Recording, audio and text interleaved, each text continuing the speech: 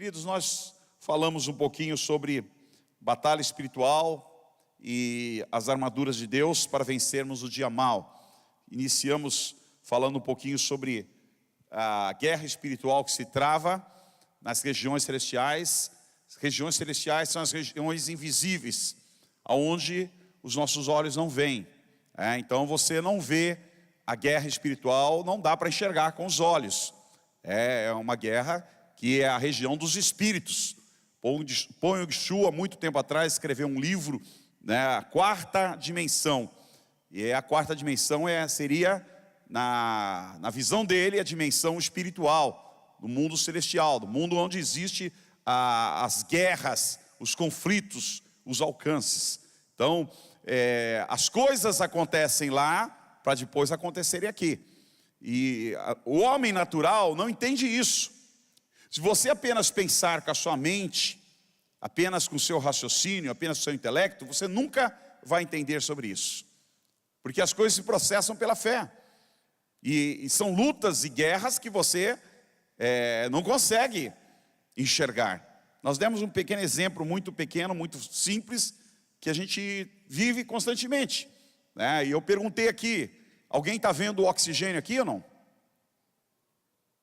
Ninguém está vendo, mas se o oxigênio for tirado dessa sala, todos nós vamos o quê?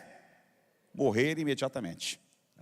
Imediatamente. Se fecharem todas as portas e puserem um sugador, ou deixarmos aqui um bom tempo sem entrar ar, nós vamos morrer, porque não tem oxigênio. Mas ninguém vê o oxigênio. A guerra espiritual, ela existe, irmãos, e ninguém vê.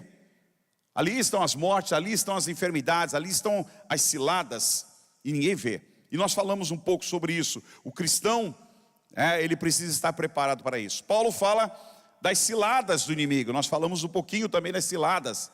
São armadilhas que o inimigo prepara para a gente. E muitas vezes nós estamos tão distraídos aqui na terra, tão distraídos com a nossa vida, com o nosso trabalho, com a nossa casa, com a nossa família, que nós não reparamos as ciladas que são armadas, ciladas que são feitas no mundo espiritual para recair sobre a nossa vida aqui na terra constantemente. E o apóstolo Paulo, por fim, ele nos orienta, foi onde nós falamos, a vestir e revestir de toda a armadura de Deus. Ele fala um pouquinho das armaduras e eu coloquei aqui, no caso, a figura de um soldado romano, não sei se já está aí, já está ali presente, e das necessidades de nós termos armaduras. E aí então nós vamos iniciar hoje a partir do versículo 13, foi onde nós paramos. Por isso, vistam toda a armadura de Deus, para que possam resistir no dia mau e permanecer inabalável, depois de terem feito tudo. Antes de entrar na armadura, faltou isso a semana passada que não deu tempo, ficou muito puxado o horário. Paulo diz, vistam-se da armadura, para quê? Para resistir no dia mau. O dia mau existe, irmãos, nós não temos dúvida sobre isso. Você estando na igreja ou não estando, o dia mau existe. Você tendo a fé ou não tendo a fé, o dia mau existe. A diferença de você para aquele que não conhece a Deus, é que no dia mau ele não sabe como se comportar. No dia mau as pessoas entram numa crise profunda, alguns choram, alguns gritam, alguns fazem bobagem na vida, uns usam droga, uns entram no álcool, outros se afundam aí na bagunça, outros se matam. O cristão não. No dia mau o que ele vai fazer? Ele vai buscar a Deus. Ele vai pedir ajuda. Ele vai pedir misericórdia. Ele vai pedir proteção de Deus, ele vai pedir orações nas células, nas igrejas, para os líderes, para os pastores, porque ele está passando o dia mal. Talvez alguns aqui estejam passando o dia mal, ou outros vão passar o dia mal por esses dias. Você fala misericórdia, pastor? Mas Paulo diz, nós vamos passar por isso.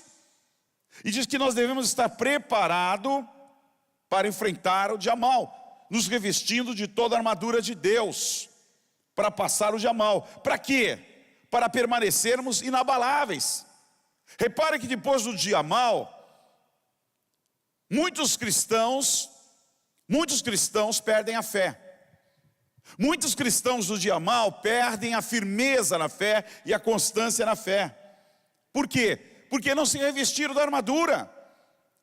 Quanta gente desanimada que você conhece? E aqui talvez nesta manhã haja pessoas desanimadas. Pessoas desanimadas. Por quê? Porque passaram pelo dia mal e não se revestiram com as armaduras de Deus. Estão sem as armaduras, estão querendo lutar uma luta espiritual sem nenhuma arma, ou com pouquíssimas armas. E a cada arma, quando Paulo escreveu das armaduras, ela tem um sentido na nossa vida, ela tem um preparo na nossa vida. Se nós não estivermos prontos para resistir o dia mal, meu irmão, nós vamos ficar o quê? Como o texto diz, pessoas que são facilmente abaladas na vida. Tem pessoas que abalam a sua fé pelas pequenas crises. Morreu um cachorro de estimação, pronto, acabou. Você se tranca num quarto, começa a tomar remédio, não quer mais orar, não quer mais vir na igreja, chora o tempo todo, porque o cachorrinho era seu amigo, estava lá com você há 10, 12 anos. Eu também não vou mais ler a Bíblia, eu não vou mais na igreja, porque o pastor não orou pelo meu cachorro lá na frente. Irmão, você pensa que é brincadeira? É sério. Quando a gente gosta do animal, é muito triste isso, né? Quando você perde. Claro que é. Eu tive cachorro a vida toda, gosto demais dos animais.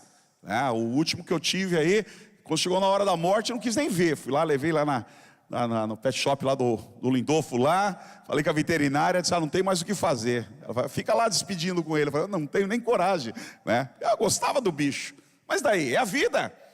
Mas isso não mudou a minha fé. Isso não mudou a minha fé. A gente continua caminhando. Quando a gente perde amigos, quando a gente passa por situações, não muda a nossa fé, ela continua. Agora, o dia mal ele vem de muitas maneiras. Dei um pequeno exemplo. Seu carro pode bater, seu carro pode ter sido roubado, pode furar o pneu. Você vem para a igreja e de repente acontece alguma coisa. Eu não vou mais para a igreja porque furou o pneu do meu carro, eu não vou mais para a igreja porque riscaram o meu carro, como eu já ouvi aqui. Ora, são crises, irmãos, mas nós não podemos deixar que essas crises afetem a nossa fé. Eu briguei com meu namorado, desde que eu comecei para a igreja, eu briguei com meu namorado, então vou mais para a igreja. Meu irmão, já parou para pensar que Deus pode estar te dando um livramento? Já parou para pensar nesse lado, né? A gente pensou para as coisas ruins, não é verdade? Eu tenho vários netos, quando eles vão em casa, tem 2 deles que eles gostam de fazer o quê? Eles gostam de ir direto no bueiro, no ralo e arrancar, enfiar a mão lá dentro. Um punha a língua e o outro punha a mão lá dentro. E aí os pais pensam, não deixa, olha, já tá querendo ser lixeiro, está querendo mexer no esgoto. Eu falei, não, olha do lado diferente. Eles estão querendo já ter uma visão de indústria para fabricar canos, né? Estão tendo uma visão de como fabricar um prédio. Nós não podemos deixar que as coisas nos abalem, irmãos. Nós temos que estar revestido com as coisas de Deus, com o preparo de Deus. E não deixar que as coisas que batem na nossa porta, sejam elas graves ou sejam elas pequenas, como um desemprego, uma separação, uma morte no inquilino, uma ameaça, são coisas graves que mexem sim com nossa alma, é claro que mexem. Mas nós não podemos abrir mão da nossa fé. Se você não tiver revestido com as armaduras de Deus, se você não tiver, você vai abrir mão da sua fé, você vai ficar desanimado. Quanta gente que passou por uma situação dessa que nunca mais pisou na igreja? E quanta gente, nós tivemos agora a morte do pastor João Carlos. O homem está na PNL, era um dos membros mais antigos da PNL. Desde 75 mais ou menos, 76 ele estava na PNL. Faleceu agora faz 15 dias, 20 dias. Uma semana depois, a esposa dele já estava no congresso aqui, me abraçando. E não foi, meu irmão, e não foi porque se livrou dele. De maneira nenhuma, amava ele, teve 3 filhos com ele, uma é pastora, ele era pastor. Mas por quê? Sabe que tem que continuar, que não pode ser abalado pelas circunstâncias da vida, porque a nossa fé é assim, há uma luta, irmãos, e nós temos que estar revestido. Se nós não estivermos revestidos com as armaduras de Deus, quando vier a batalha, quando vier a luta, a gente balança, a gente não consegue andar. A gente não consegue dar continuidade. A vida trava, a nossa vida espiritual trava. Só que a gente não repara o quê? É a cilada do inimigo para nos parar. Ele usa aquela brecha, aquele buraco que você deu e aproveita o quê? Para travar a tua vida. Quando você deveria de andar, aproveitar, já que houve aquela dor, agora que eu vou me lançar mais aos pés de Deus. E não parar, e não continuar. Minha mãe perdeu meu pai com 50 anos, 5 filhos, todos pequenos. Eu tinha 18 anos na época. Sabe, irmão, você acha que minha mãe parou?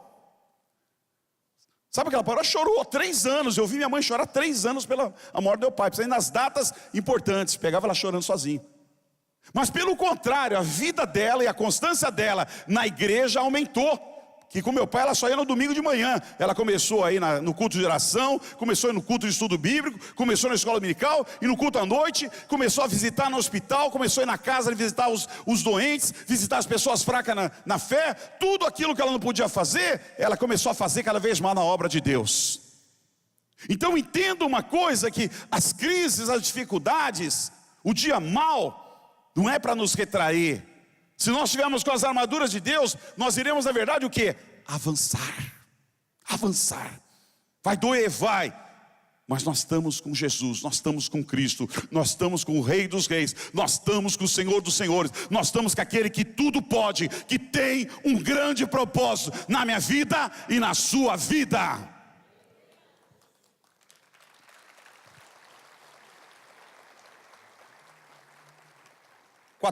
Assim, verso 14, assim mantenham-se firmes.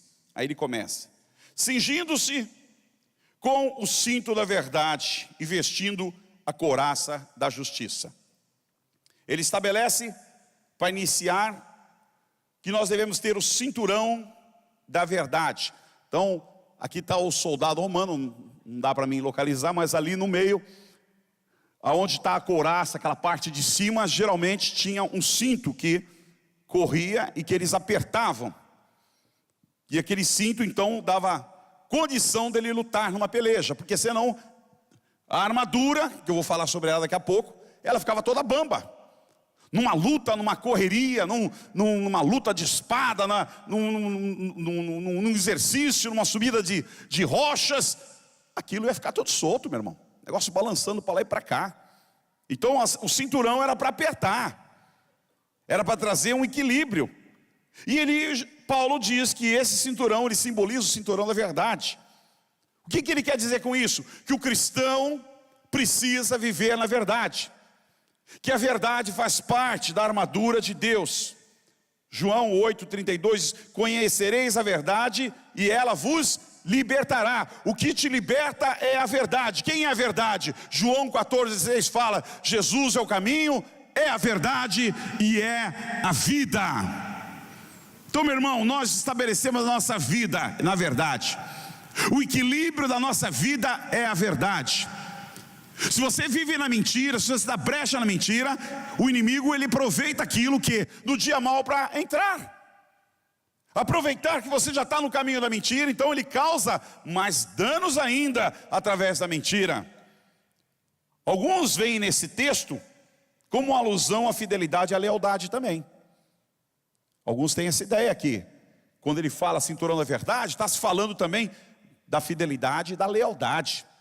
Porque não tem como ser fiel e não tem como ser leal se você não vive na verdade. São 2 atributos, irmãos, 2 valores importantes ao homem de Deus: é a fidelidade e a lealdade. Um homem que não tem fidelidade, uma pessoa que não tem fidelidade, que não tem lealdade, ele não serve. Ele não serve, a qualquer momento ele te deixa. É porque falam que o cãozinho é leal, o cachorro é leal, né? Porque para onde tu vai, o bicho vai atrás. Aí você vai viajar, dá até dó, deixa ele ficar olhando para você, ela vai até a porta, te acompanha, fica cheirando por da porta. Tem um lá que a gente sai, ele fica horas lá esperando a gente voltar no mesmo lugar. Dá até dó, diz, cara, nós vamos voltar daqui a 10 dias, coitado do bicho, né? Claro que vai alguém lá levar comida, cuidar, está bem, né? Não pensa que eu vou abandonar. Mas para mostrar a lealdade, um pouco da lealdade. O homem precisa ser leal aos seus princípios. O homem precisa ser fiel aos seus princípios. Nós cristãos, irmãos, temos um motivo a mais para ser fiel e leal aos nossos princípios.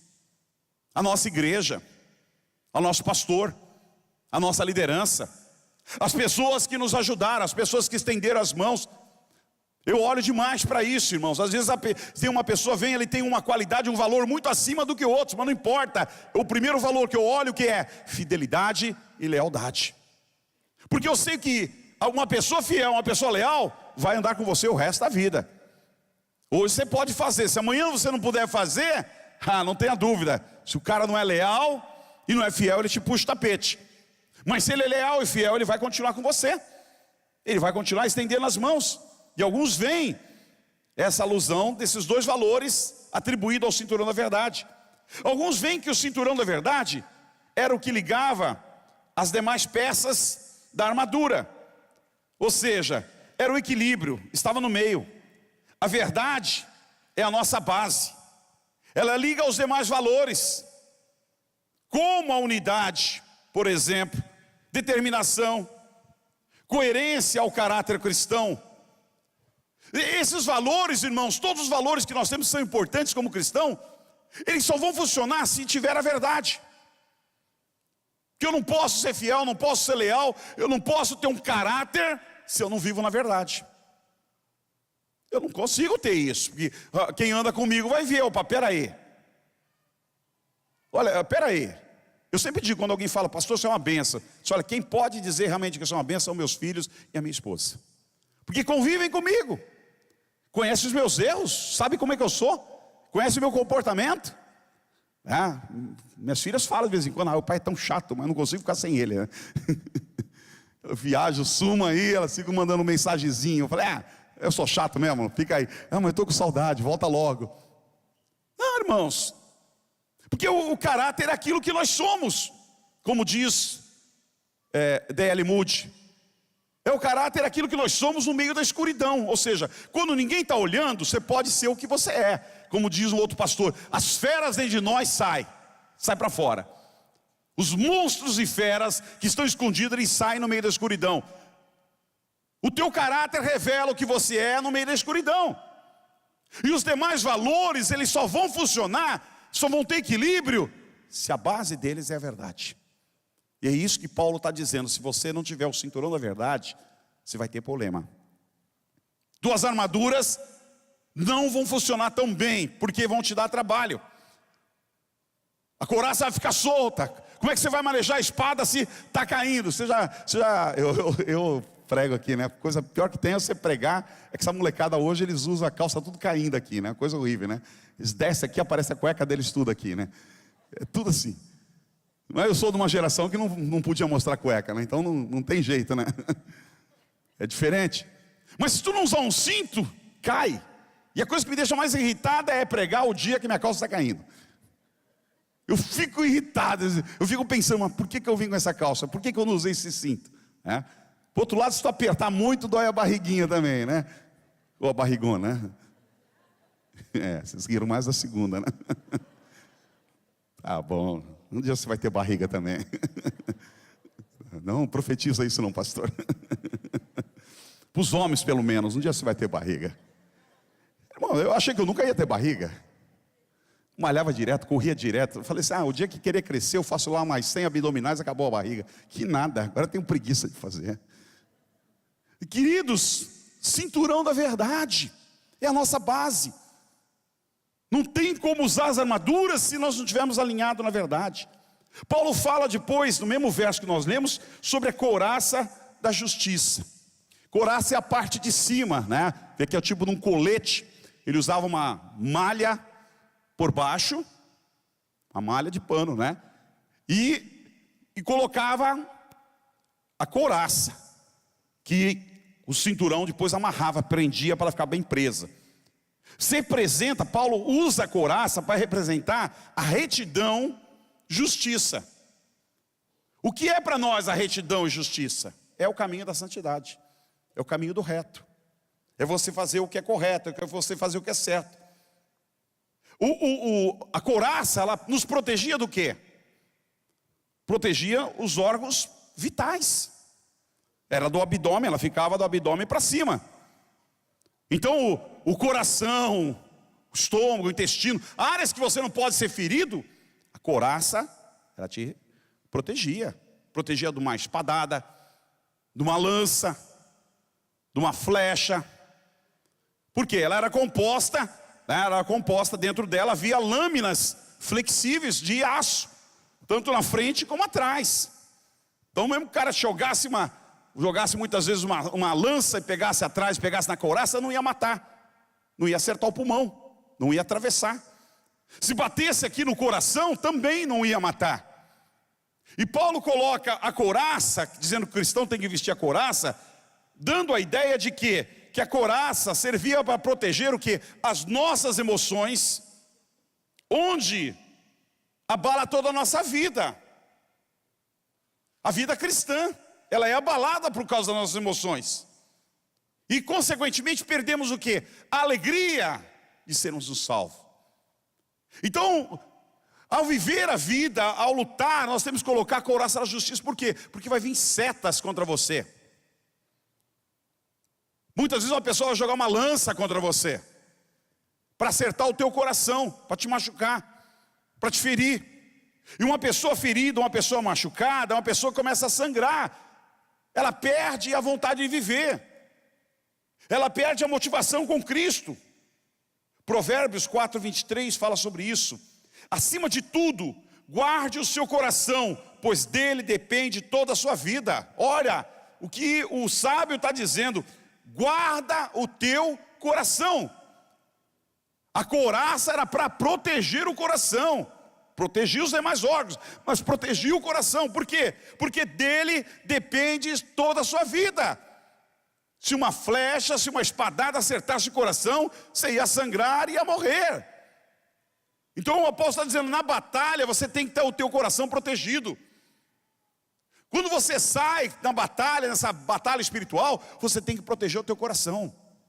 É a mesma coisa que o sábio está dizendo no livro de Provérbios: acima de tudo, guarde o seu coração, pois dele depende toda a sua vida. Meu irmão, as pessoas, quando elas têm revés na vida, situações na vida emocional, elas se perdem. Um divórcio faz a pessoa se perder, nem sempre ela consegue voltar ao caminho. Uma separação, a mesma coisa. A perda do ente querido, a mesma coisa. Às vezes alguém te xingar, alguém te ofender, alguém te ameaçar, alguém te humilhar, alguém te trair, alguém te enganar, alguém te roubar. Sabe, coisas que acertam o nosso coração. Uma palavra ferina, uma espadada ferina entra lá dentro, machuca, começa a sangrar, você nunca mais consegue ser o mesmo. E é isso que o apóstolo está dizendo, você tem que proteger com a couraça. Mas que couraça é essa? Ele fala, a couraça da justiça, a couraça da santidade. Ou seja, o cristão precisa viver em retidão, não pode dar brechas. Ele tem que andar no caminho de Deus, para viver uma vida inabalável, uma vida onde ele tem a firmeza na palavra, que quando vem os ataques, ele está firme na palavra. No livro de 1 Tessalonicenses, no verso 4, a partir do 3, 1 Tessalonicenses 4, 3 diz: a vontade de Deus é que vocês sejam santificados e abstenham-se da imoralidade. Paulo combate a imoralidade, irmãos, porque a imoralidade machuca a alma.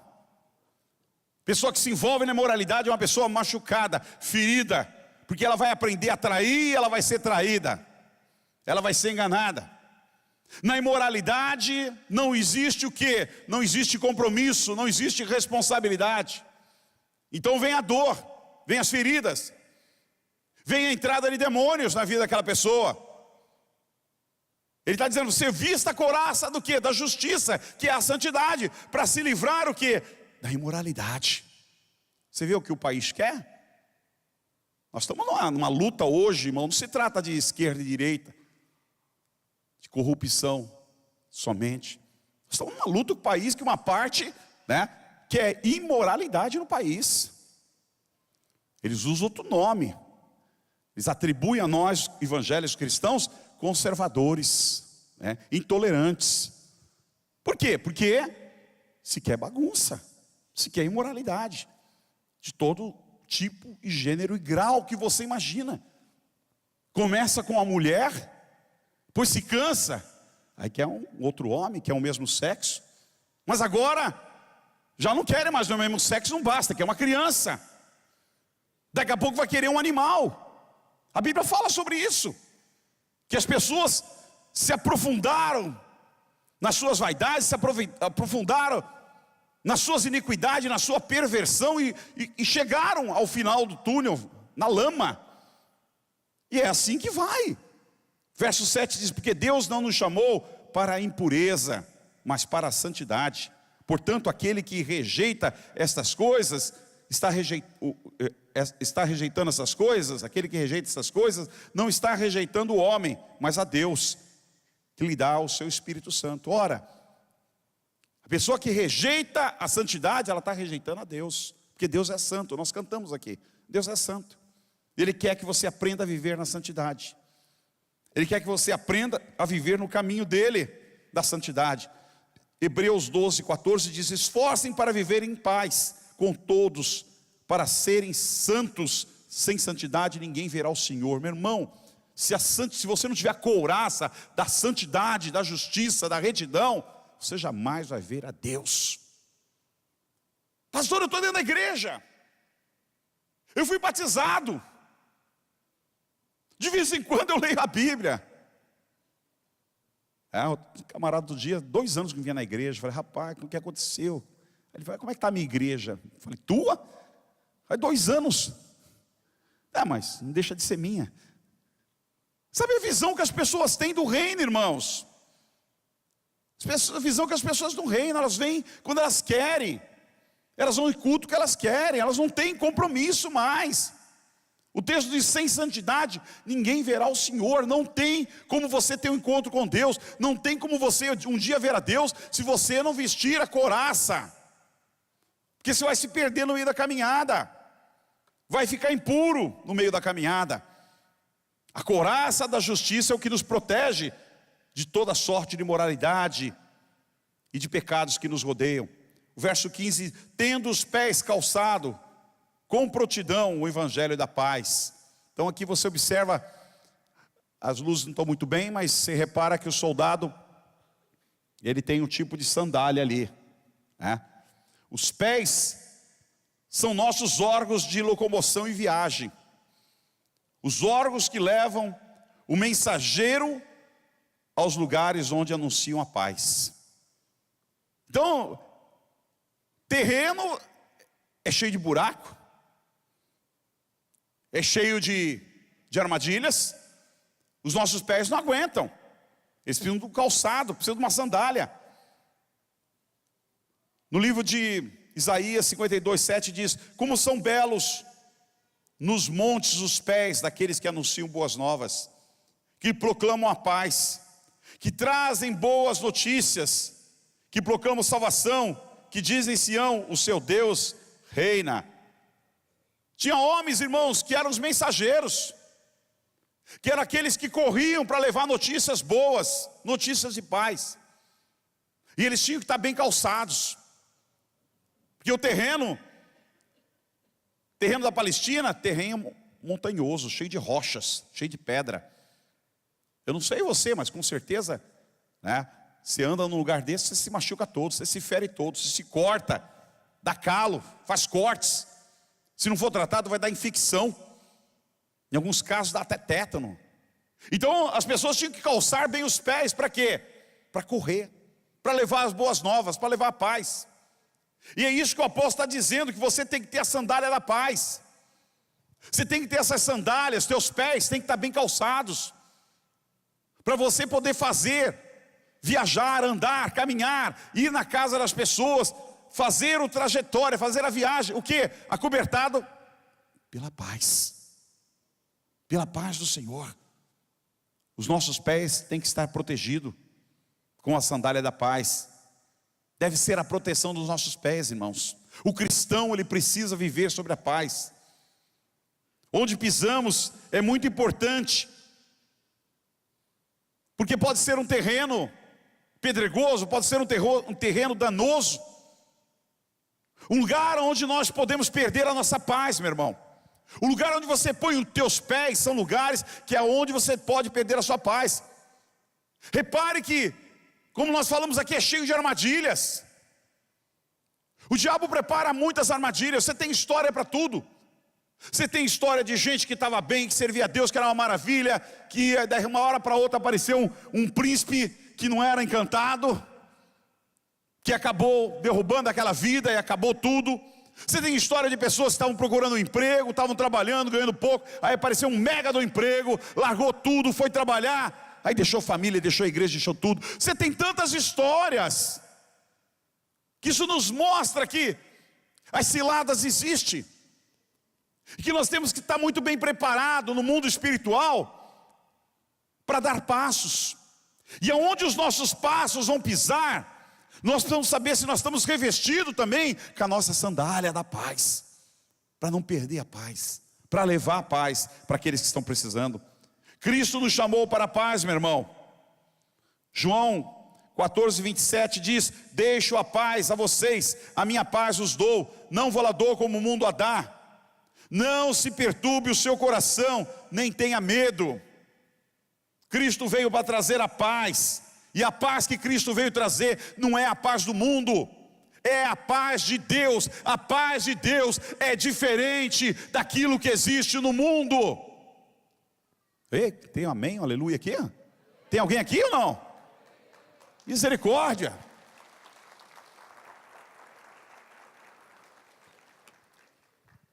Deus nos deu uma paz. Tem muita gente que não valoriza a paz de Deus. O próprio Jesus diz: quando você entrar numa cidade, deixe a paz. Se não houver paz, traz de volta. Não vai ficar ali não. Não insista. Deixe-os a paz, a minha paz os dou, não dou como o mundo a dá.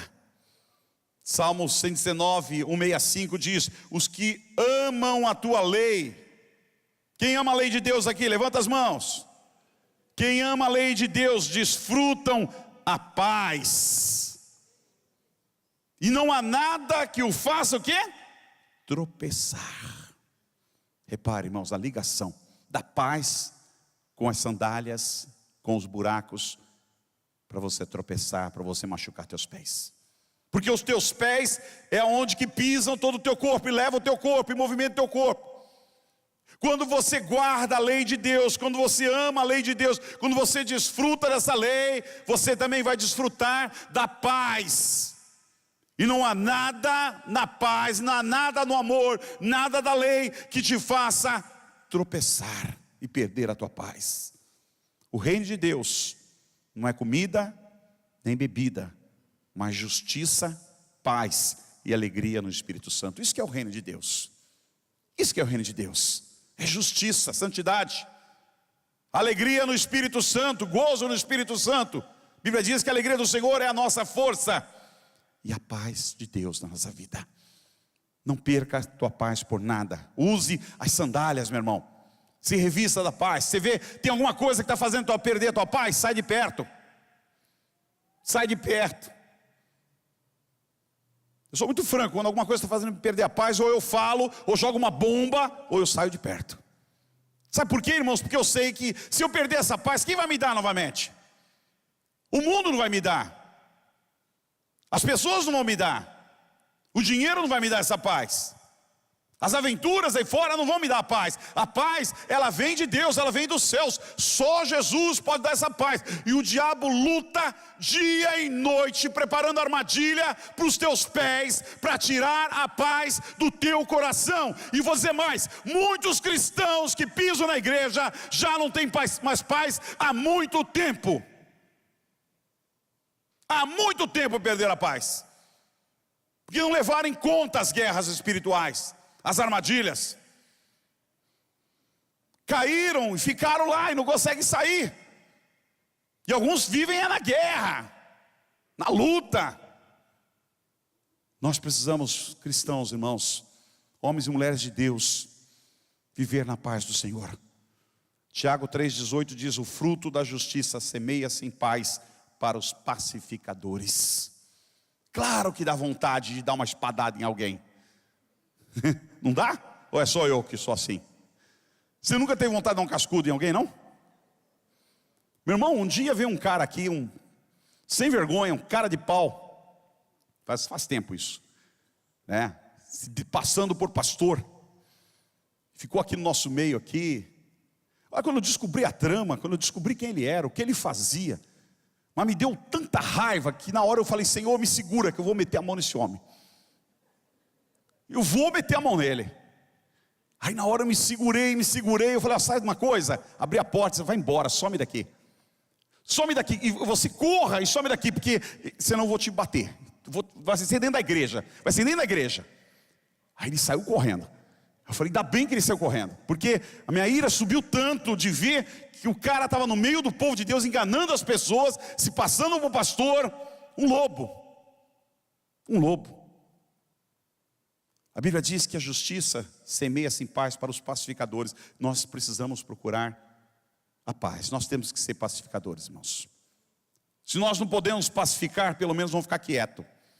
Porque jogar fogo, jogar madeira é fácil, na lenha. E pega, né? E vou dizer uma coisa: a tua carne gosta disso. Tua carne gosta de ver o fogo queimar. Conto sempre aqui de uma experiência que eu vi, que eu nunca tinha visto. Tinha uns vizinhos que moravam em cima da minha casa lá. Eu nunca vejo eles, não sei nem quem é. Eu acho que eles mudaram de lá também. Mas um dia teve um atropelamento na esquina. Aí o cara caiu lá, ficou sangrando. Aí já sabe, né? Veio gente tudo que é lado. Aí os prédios ficaram tudo cheios, todo mundo olhando de cima. Quando eu olhei de cima, quem estava lá? Os vizinhos apareceram pela primeira vez. Diz que ele vê o sangue do homem. Sabe, irmãos, carne é isso. Carne quer ver sangue. Carne quer ver maldade. Carne quer ver traição. Carne quer ver dor. E o apóstolo está dizendo: olha, calce o evangelho, calce as sandálias do evangelho da paz. Ou seja, nós precisamos procurar a paz, ser pacificadores. É difícil, principalmente nesse mundo, mas assim mesmo devemos ser pacificadores. Vamos caminhar para terminar. 16, além disso, usem o escudo da fé, com o qual vocês poderão apagar todas as setas inflamadas do maligno. Aqui fala de escudo. O escudo era feito entre madeiras e muitas vezes couro no meio para reforçar. Tinha vários tamanhos de escudo. Aqui eu queria um escudo maior, mas é o que temos aí. Mas possivelmente alguns soldados romanos usavam escudos maiores, que eles podiam proteger praticamente o corpo todo numa batalha, numa luta. Suas mães costumavam dizer na hora que eles iam embora para alguns: volte com o seu escudo ou volte no seu escudo. Volte com o seu escudo ou volte no seu escudo. Porque o escudo era tão grande que no caso de alguém morrer, ele serviria como uma cama para que a pessoa ficasse deitada ali, alguém carregasse no escudo o corpo dele, mas que trouxesse o corpo de volta. Era isso que as mães diziam para os filhos quando iam para a guerra. O escudo ele tinha que ser reforçado para aguentar os dardos. O que eram os dardos? Eram as setas que eram jogadas, que eram lançadas de longe. Quando o apóstolo fala de inflamadas, é porque elas eram lançadas uma boa parte com fogo. Alguns deles misturavam nas setas piche, punham fogo e jogavam. Então, quando os soldados iam jogar e atiravam, era aquele bolo de fogo caindo em cima do outro grupo de soldados. E o apóstolo está dizendo: olha, o inimigo é sujo. O inimigo é sujo. Ele vai querer minar o teu coração, minar a tua fé. Você tem que ter proteção. E não vai ser qualquer tentação, não vai ser uma tentação que vai acertar o teu coração, que vai pôr fogo no teu coração, que vai desanimar você na fé. Paulo, escrevendo a Timóteo, ele diz no verso 1, capítulo 19: mantendo-se a fé e boa consciência, que alguns rejeitaram e por isso naufragaram na fé. Mantendo a fé e a boa consciência, que alguns rejeitaram e naufragaram na fé. Porque é tanta luta, é tanta seta maligna que você recebe dia e noite. É flechas toda hora sendo jogada, é setas toda hora sendo jogada, inflamada, pegando fogo, que cai em você.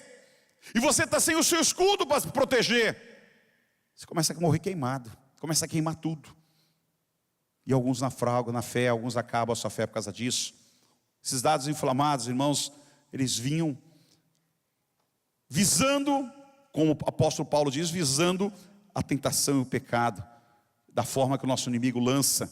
Ou então, muitas vezes o envenenamento, quando não era inflamada, era visando o envenenamento. Envenenamento das suas ideias, da sua mente, da sua alma. Quantas pessoas são envenenadas na alma?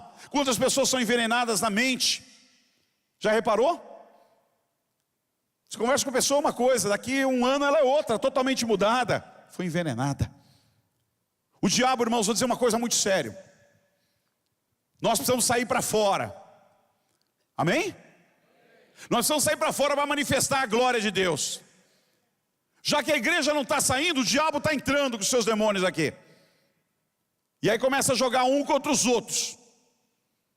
Um atirando no outro, um atirando no outro. Chega uma hora você não sabe em quem confiar. É um mais traíra do que o outro. Não se ofenda não. Mas tem alguns que são assim, que não dá para confiar. Sabe, por quê? Porque a igreja parou de sair. A igreja parou de evangelizar. Nós tínhamos que estar atuando no mundo. Deveríamos estar levando as pessoas, discipulando as pessoas, falando do amor de Deus, orando pelas pessoas, levando a paz na casa das pessoas. Sabe o que nós estamos querendo fazer? Não se ofenda.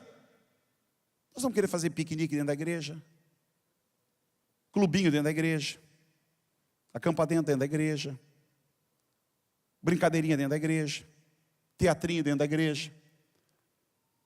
Estou dizendo que é ruim. Eu não estou criticando. Mas eu quero mostrar que nós queremos fazer tudo aqui dentro e nós não estamos fazendo nada lá fora. Para ser a voz de Deus lá fora, para levar a paz. Porque o mensageiro ele levava a paz, ele calçava sandálias, armaduras e corria para levar as boas notícias. Nós estamos nos trancando aqui, irmãos. Aí o diabo disse, vamos lá mandar fogo em cima deles, estão tudo trancados lá. Estão tudo brincando, fazendo brincadeirinha. Vamos brincar de cobra cega. Você já brincou de cobra cega ou não? Pega, pega. Esconde, esconde. Deixa isso para as crianças, deixa isso para a maneira infantil, adulto, você que é adulto, você que foi lavado pelo sangue de Jesus, abra o teu ouvido em nome de Jesus, você que pode entender e ouvir a palavra de Deus, meu irmão, você que foi resgatado do inferno, há uma multidão lá fora, perecendo, precisando de uma palavra de paz.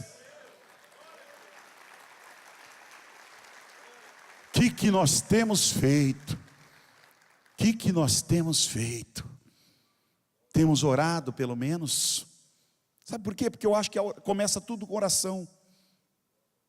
Se eu não tenho uma estratégia, se eu não tenho ninguém, se eu não conheço ninguém, se eu me sinto travado, começa a orar.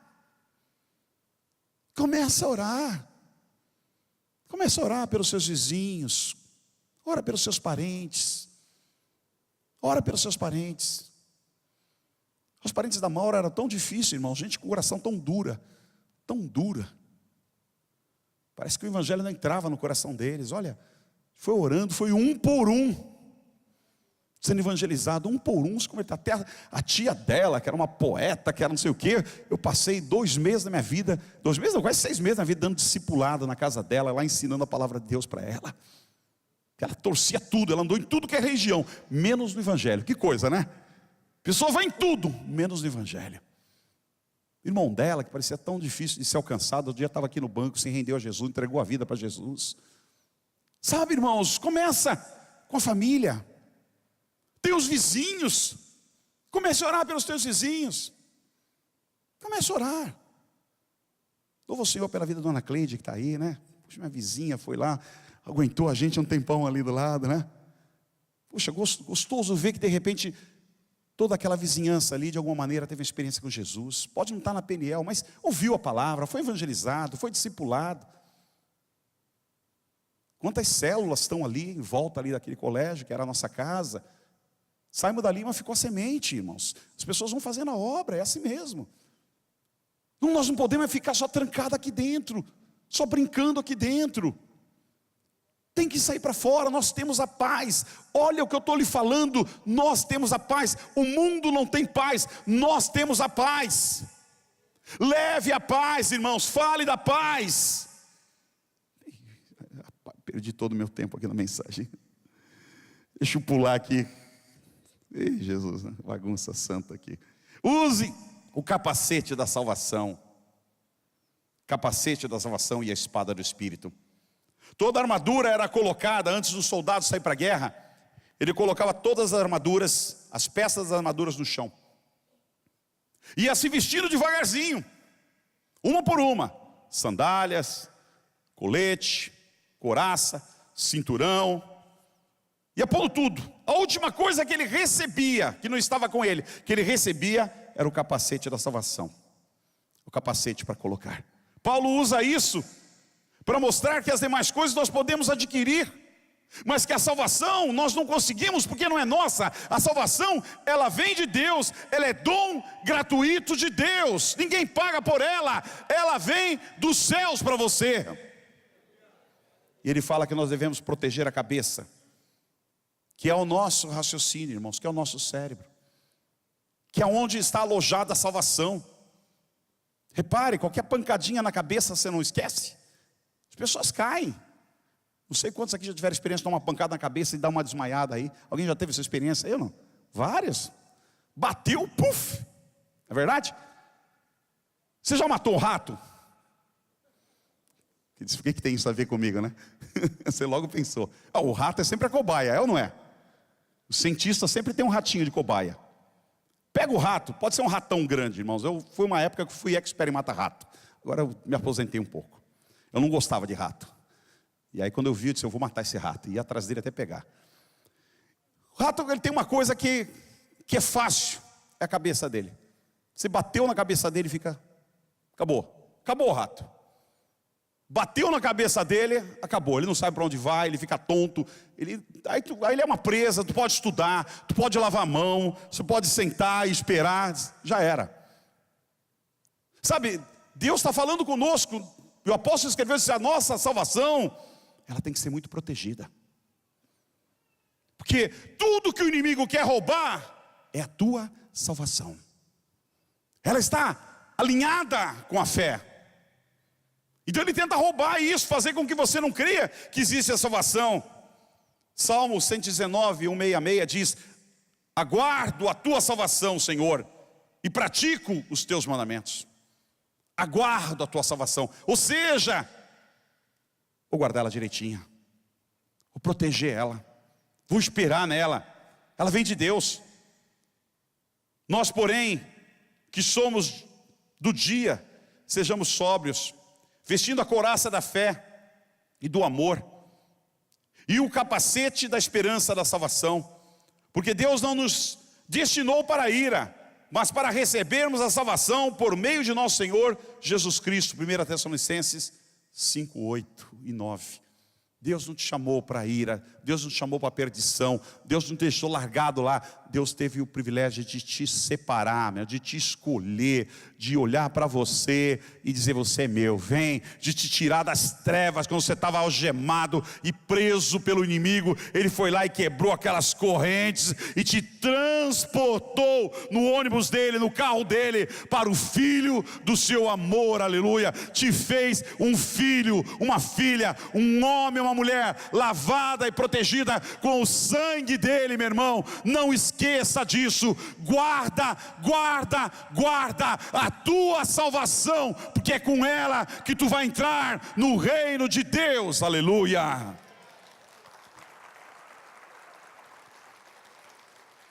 Quero parar aqui, depois eu continuo outro dia. Quero parar na espada do Espírito, que é a palavra de Deus. Espada do Espírito, que é a palavra de Deus. A espada, irmãos, fala um pouco da intimidade com o Espírito Santo. A palavra de Deus, ela vem também da intimidade que você tem com Deus, de você amá-la.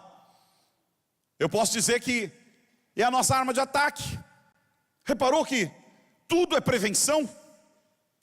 Capacete é prevenção, couraça é prevenção, cinturão é prevenção, sandálias é prevenção, mas ele te deu uma espada. E a Bíblia diz que essa espada, ela corta dos dois lados. Tem corte dos dois gumes. Não sei se você que que a mulher, que o homem gosta de cozinha, geralmente a faca só tem um gume, de um lado só. É muito difícil você lidar com faca de 2 gumes, né? Mas a espada que Deus nos deu, ela corta para os 2 lados. É para bater de um lado. Do lado que tu bater, ela vai fazer estrago. Ela vai cortar. Esse dia eu fui visitar um irmão da igreja, ele ganhou lá uma espada de samurai, a coisa mais linda. Enorme, ele tirou. Pega, pastor, quando eu peguei, dá até medo de pegar. Ele põe o dedo embaixo, eu falei, eu não. O fio. Aí você imagina por que aquilo é fácil bater e cortar a cabeça de alguém. Peso e o fio dela embaixo. A espada que Deus nos deu, irmão, é uma espada que corta dos 2 lados. É uma espada que é a palavra de Deus, que você tem que ter a palavra de Deus no teu coração, que você tem que adquirir e buscar e aprender a palavra de Deus no teu coração, porque é ela que vai te livrar dos teus inimigos. Davi dizia, guardei a tua palavra no meu coração para não pecar contra ti. É a palavra que faz diferença. Quando Jesus foi tentado no deserto, irmãos, ele usou a palavra por 3 vezes. Repare que uma delas o diabo também usou a palavra. Falou o Salmo 91, se eu não me engano, não tropeçarás com teus pés. Já pensou? Danado. E o pessoal ainda coloca o Salmo 91 em casa para proteger. Ele falou para Jesus o Salmo 91? Não é aquilo que vai proteger ninguém. O que vai proteger é aquilo que está dentro de você. É a palavra de Deus que está dentro de você. Quando você abre a tua boca, ela sai como fogo e como espada cortante. É isso que faz o demônio correr, meu irmão.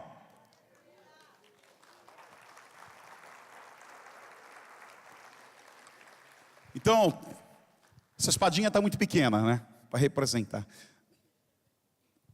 Mas você tem uma espada. Talvez a sua espada seja um pouquinho pequena, mas ela pode crescer. Se envolva com a palavra de Deus. Se envolva com a palavra de Deus. Agora, irmãos, você tem que ter vida. Vai buscar o poder de Deus. Vai buscar a unção de Deus, para quando você abrir a tua boca, sai fogo. Sai fogo. Quando você abrir a tua boca, as pessoas vão poder ver, não, é Deus falando através dele, é Deus falando através dela.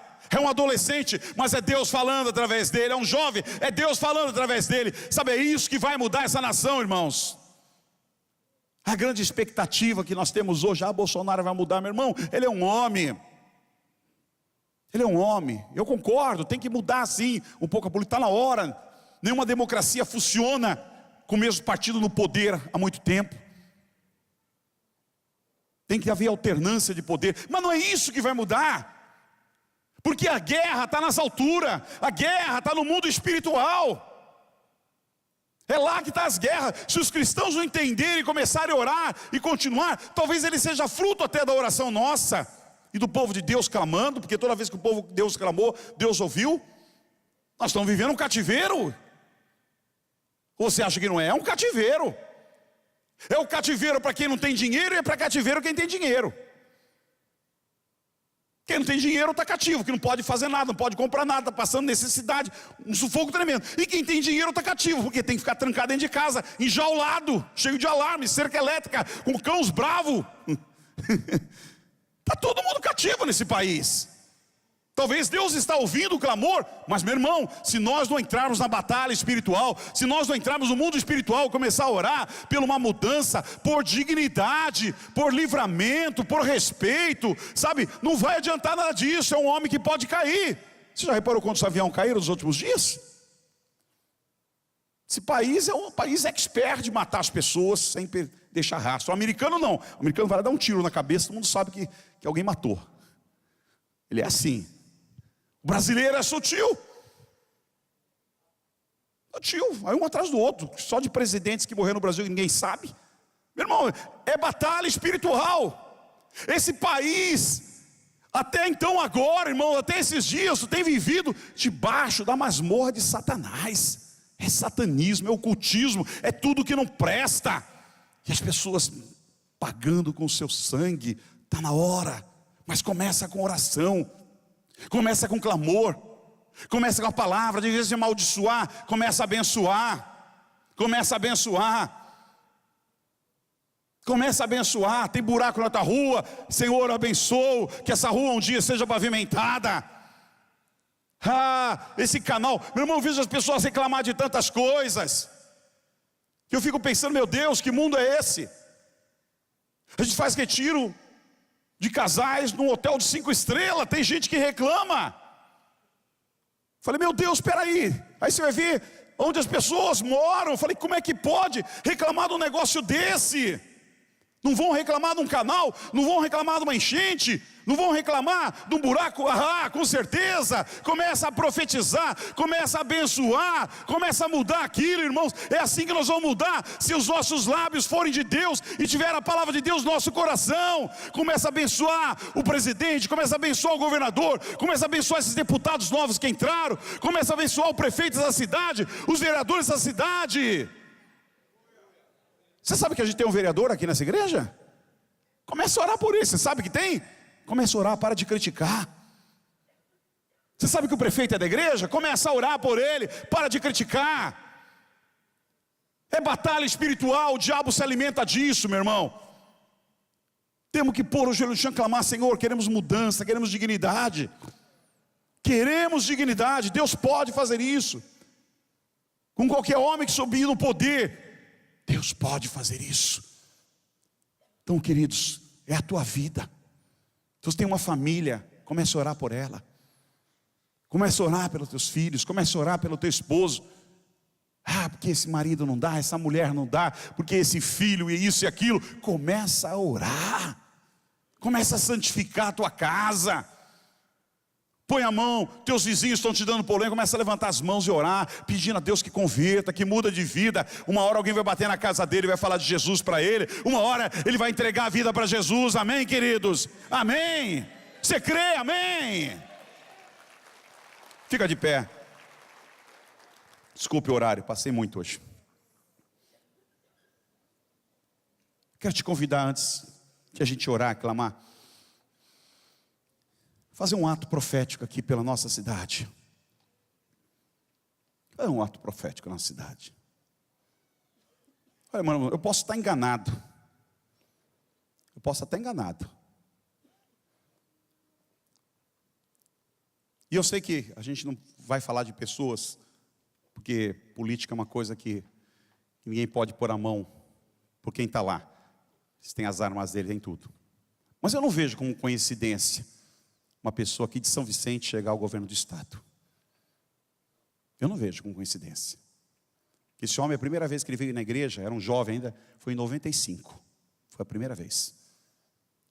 Todo culto de aniversário, todo aniversário da cidade, ele vem na igreja receber oração. A gente pode criticar um monte de coisa, irmãos. Mas eu vejo que Deus vai levantar essa pessoa. E essa cidade, irmãos, para quem conhece um pouco, sabe que as cidades onde tiveram governadores foram totalmente mudadas. Tu vai em Campinas hoje, tem pobreza? Tem. Tem violência? Tem. Mas a economia de Campinas é uma dos maiores do país. E lá passou um governador, que foi prefeito de lá e se tornou governador. Não quero falar da pessoa dele, foi bom ou foi ruim, mas foi. Interior de São Paulo. Quem é do interior? Levanta a mão aqui. Quase ninguém. Meu irmão, anda no interior de São Paulo. Era tudo mato, era tudo barro. Hoje é uma estrada mais bonita do que a outra. É uma pista mais bonita do que a outra. Sabe então as indústrias que você não tem emprego? Sabe então as indústrias? Não estão em Cubatão. Estão tudo no interior. Uma maior do que a outra. Sabe por quê? Porque um dia alguém foi prefeito de uma cidadezinha pequenininha e se tornou governador do estado de São Paulo. Tenha visão para enxergar. Ore por isso. Ore por isso. A Bíblia diz para a gente orar. Deus quer nos abençoar. Nós devemos orar pela prosperidade da nossa cidade. Nós devemos orar. Nós moramos aqui.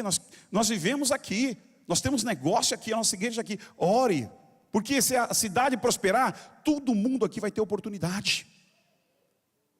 Tua rua vai melhorar. Vai ter emprego para você. Quem sabe tem indústria. Quem sabe traga indústria para a cidade, meu irmão.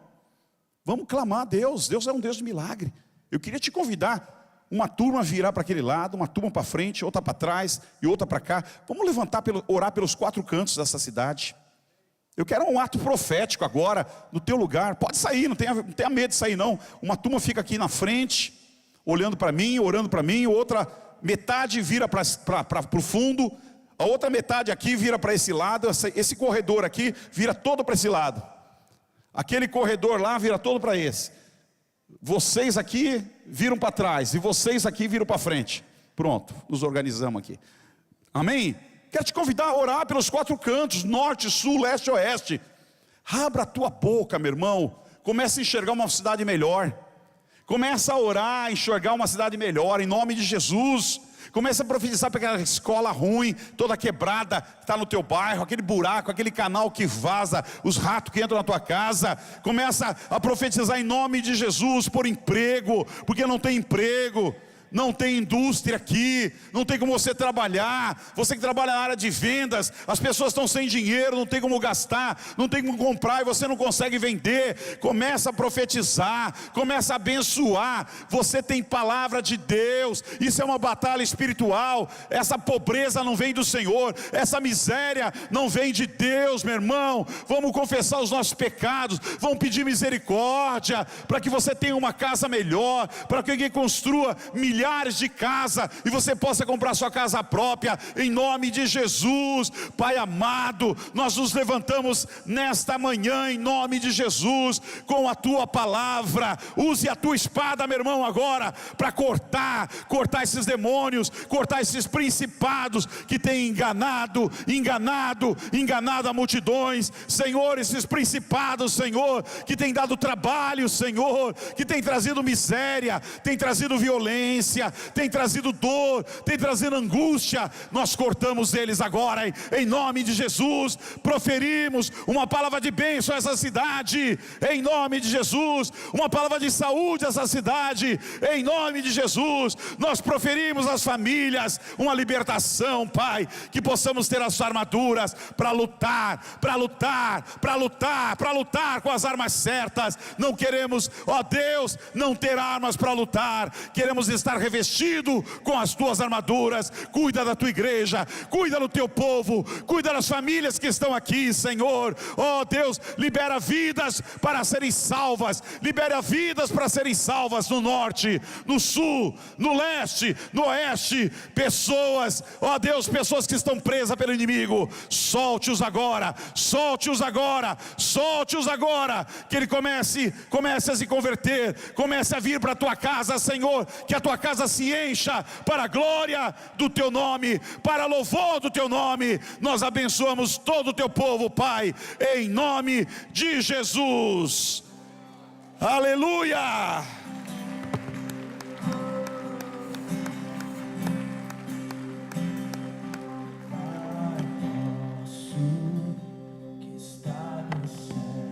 Aleluia.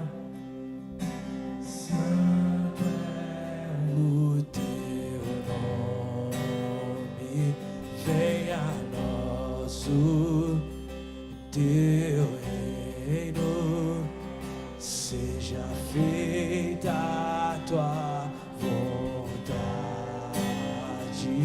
na terra como no céu. Teu reino vem na terra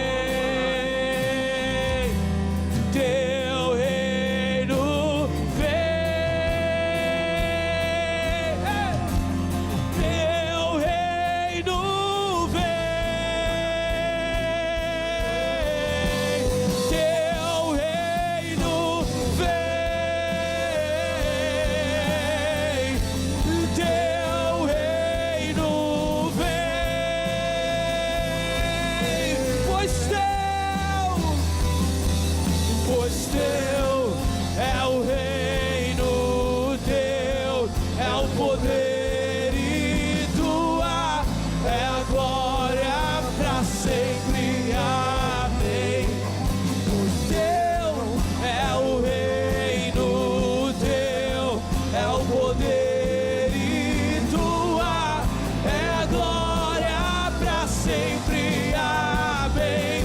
Pois teu é o reino, teu é o poder e tua é a glória para sempre. Amém. Pois teu é o reino, teu